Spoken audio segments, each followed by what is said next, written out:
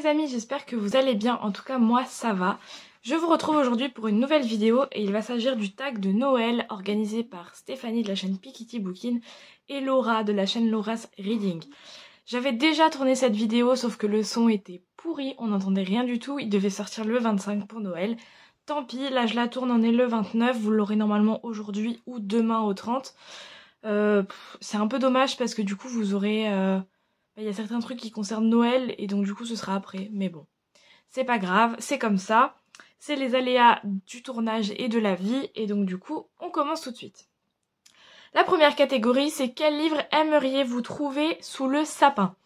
Alors j'ai réfléchi longuement à ça avant du coup et j'en ai choisi un qui malheureusement n'a pas été sous le sapin mais qui sera acheté je pense rapidement parce que ça me tente beaucoup.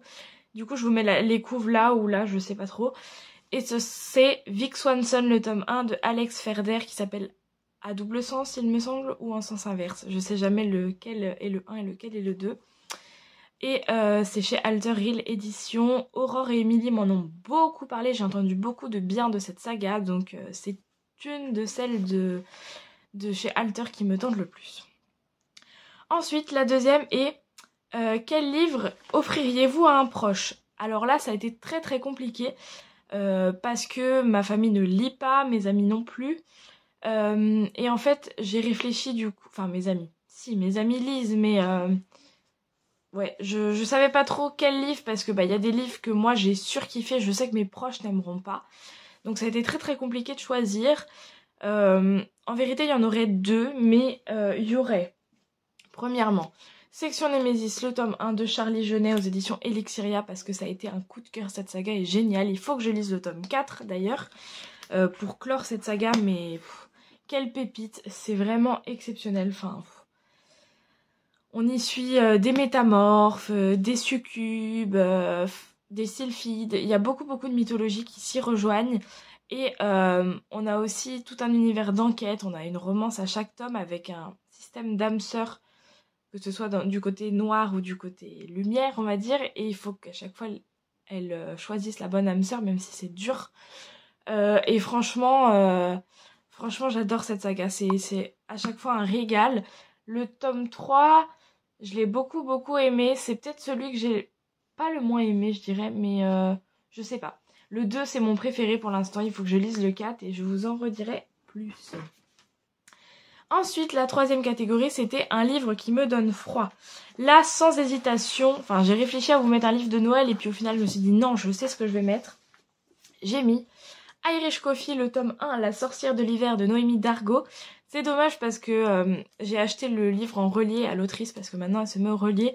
Et du coup, je l'ai pas en relié, sinon je vous l'aurais montré en relié parce que ça aurait été beaucoup plus canon. Mais voilà, enfin, la couve, ça donne forcément froid, quoi. Et puis le livre donne froid. Je vous le dis tout de suite. Ensuite, on avait un livre qui me réchauffe le cœur. Et là, pour le coup, j'aurais bien mis un Karen Pont, sauf que Karen Pont, je l'ai déjà cité par la suite. Donc, j'ai décidé de mettre Des paillettes dans le sable de Enola Brunetti, qui est une auto-éditée. Tout simplement parce que Des paillettes dans le sable a été une belle surprise. L'autrice me l'a envoyé, j'ai beaucoup fait tarder pour le lire. Je l'ai lu en 2020 ou 2021, je sais plus. Ça a été un beau coup de cœur, je m'y attendais pas du tout. On suit donc une jeune femme qui est en couple, tout se passe plutôt bien, sauf que son mari la trompe. Elle va la prendre, elle va réussir à passer au-dessus, à lui pardonner et à lui dire mais tu recommences pas. Sauf que il va recommencer à rentrer tard le soir et tout, elle suspecte qu'il y a encore quelque chose. Et en effet, elle va aller le rejoindre au travail et le voir en train de coucher avec sa secrétaire ou collègue ou peu importe. Et forcément, ça va bouleverser ça. Elle va être traumatisée et partir en courant. Sauf qu'elle va être percutée par une voiture qui va l'emmener du coup à l'hôpital. Et en fait, elle va se rendre compte que quand elle revient, son mari est parti avec cette femme. Enfin voilà, c'est très très compliqué. Et elle va partir en vacances et se retrouver avec un homme et sa fille. Et c'était juste trop mignon. Enfin vraiment, j'ai eu un très très beau coup de cœur pour cette histoire. Ça nous réchauffe le cœur. C'est plein de bons sentiments. Ouh là là. je donne des coups dans le trépied, alors vous avez volé. C'est plein de bons sentiments et je ne peux que vous recommander cette histoire parce que moi je m'y attendais pas et ça a été un beau coup de cœur. Ensuite, la 5e catégorie était le personnage avec qui tu te blottirais bien sous la couette. Et là, c'est pareil, ça a été très très compliqué à choisir parce que moi en général, je lis des livres avec des hommes que je sais que dans la vraie vie ça ne le ferait pas. Donc j'ai réfléchi et en fait, s'il y en a un quand même, c'est dans The Deal, donc de Elle Kennedy, le tome 1 de Off Campus de chez Hugo Roman, Gareth, qui est donc l'heureux élu et le personnage principal de cette romance. Et que dire de Gareth? C'est un des personnages de romance qui m'a, je pense, le plus marqué par sa gentillesse, par sa compréhension. Enfin, vraiment, avec l'héroïne, il est juste énorme. Anna a subi des traumatismes. Et Gareth va tout faire pour que Anna se sente bien dans sa peau. Et vraiment, j'ai adoré cet homme. Et je pense que c'est le seul de mes romances avec qui je me blottirais bien sous la couette. Parce que je pense qu'il serait d'un très très grand réconfort. Plus ça va, plus j'empile et ça va tomber. Mais bon. Et la caméra du coup a bougé depuis que j'ai shooté dedans. C'est pas grave. On passe ensuite à la question 6 qui est les personnages que tu inviterais bien à Noël pour le jour de l'an. Alors là, c'est pareil, j'ai bien réfléchi et en fait j'ai pris Irish Renegades, le tome 1 Malone, donc de Blandine P. Martin. J'ai pris le tome 1 parce que moi je n'ai que le tome 1 en papier. Mais franchement, je me blottirais bien avec eux. Parce que je me blottirais bien avec eux, mais Léa, n'importe quoi. Je les inviterais bien à Noël. Oh là là, je confonds les questions, c'est super. C'est la fatigue, tout va bien, les partiels, tout ça. Oui, on essaie de se trouver des excuses comme on peut, hein, c'est tout. Donc, je les inviterais bien au jour de l'an plus qu'à Noël, parce que pour moi, Noël, c'est plus familial, mais au jour de l'an pour faire la fête, parce que c'est un groupe d'amis soudés, et je pense qu'on se marrerait vraiment bien avec eux. Donc voilà. Ensuite, la question 7, c'est pull de Noël ringard, une couverture ringarde de Noël de préférence.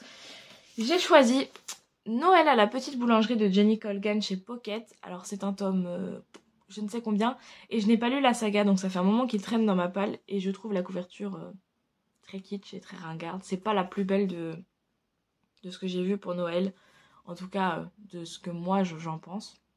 Donc voilà pourquoi je l'ai mis dedans.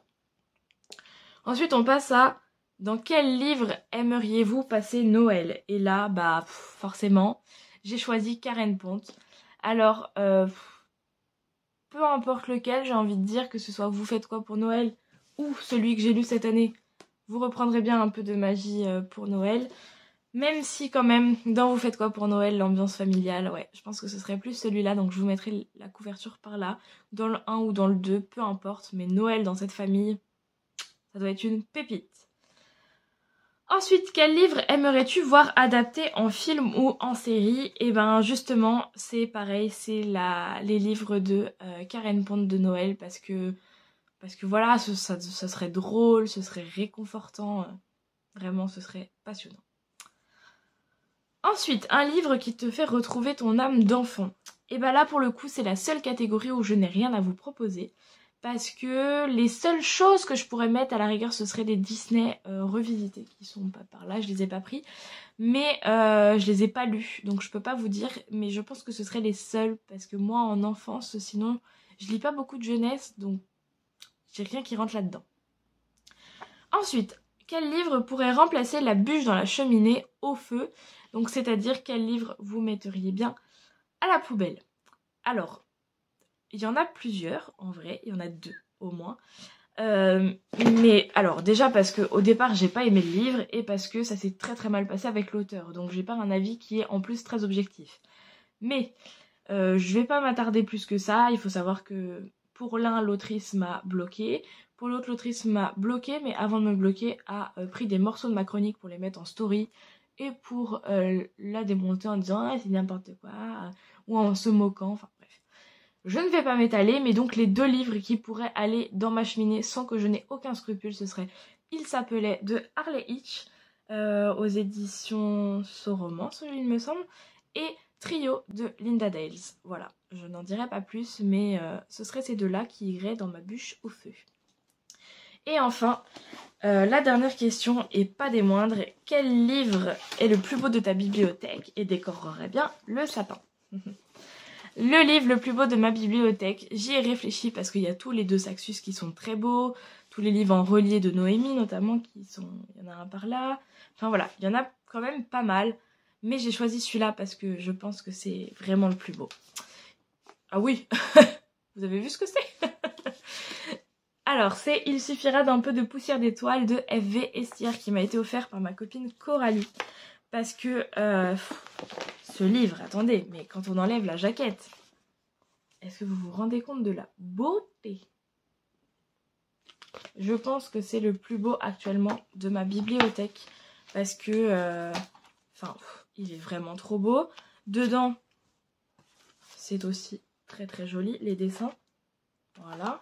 En plus, bon, bah, j'avais des cartes et un marque-page des personnages que l'autrice a mis avec puisqu'elle l'a acheté sur son compte qu'elle a dédicacé. Donc, enfin, vraiment, ce livre, je pense, est le plus beau de ma bibliothèque et serait très joli pour décorer le sapin. Voilà, c'en est tout de cette vidéo qui fut courte. Je croise les doigts pour que le son soit bien cette fois parce que j'ai pas envie de la retourner. Comme je disais en story, mais je vous le redis là, c'est l'occasion. Ça a été très compliqué, moi, ma fin de décembre, à partir de mi-décembre, je dirais. Donc je n'ai pas continué les vlogs, malheureusement. Je vous ai quand même fait un récapitulatif de mes cadeaux d'anniversaire dans le dernier vlog, un récapitulatif des cadeaux du Papa Noël dans la dernière vidéo. Et là, je vous fais ce tag. En ce qui concerne les bilans projet 2022, il y aura une vidéo qui sortira, même deux je pense. Il y aura une vidéo bilan 2021 et une vidéo projet 2022. Je pense que c'est comme ça que ça s'appellera, grosso modo. Avec, je pense, les sorties de janvier aussi que j'ai commencé à préparer, que je vous tournerai. Donc là, il y a pas mal de choses qui arrivent. Il faut que je les prépare et que je les filme. Une fois que ça c'est fait, au moins, voilà. Parce que moi, j'avoue que le montage, j'en fais pas des masses. Il n'y a pas grand chose à moins quand on m'appelle ou enfin voilà, mais c'est très rare que je fasse beaucoup de montage. En général, enfin là par exemple je vais avoir des couvertures à mettre, mais sinon c'est très rare que je fasse du montage et du coup ça ira plutôt vite pour ces vidéos là, mais encore faut-il que je les tourne. Voilà. Et ben j'espère que ça vous aura plu, que vous êtes prêts pour 2022, que vous êtes parés. Moi je suis remontée à bloc même si elle est partielle. Et ça c'est un peu moins bien. Mais c'est pas grave, je suis quand même remontée à bloc. On est le 29 décembre, bientôt on est le 1er janvier. On change d'année et puis on espère que cette nouvelle année sera un peu mieux que 2021. Parce que moi j'avoue que cette fin d'année n'a pas été top pour moi. Mon papa hospitalisé, puis ma grand-mère. Voilà, et puis bah comme pour tout le monde, le Covid qui est venu s'immiscer par là. Enfin voilà, ça n'a pas été une année sympathique je pense pour tous. Donc voilà, à voir 2022, on croise les doigts.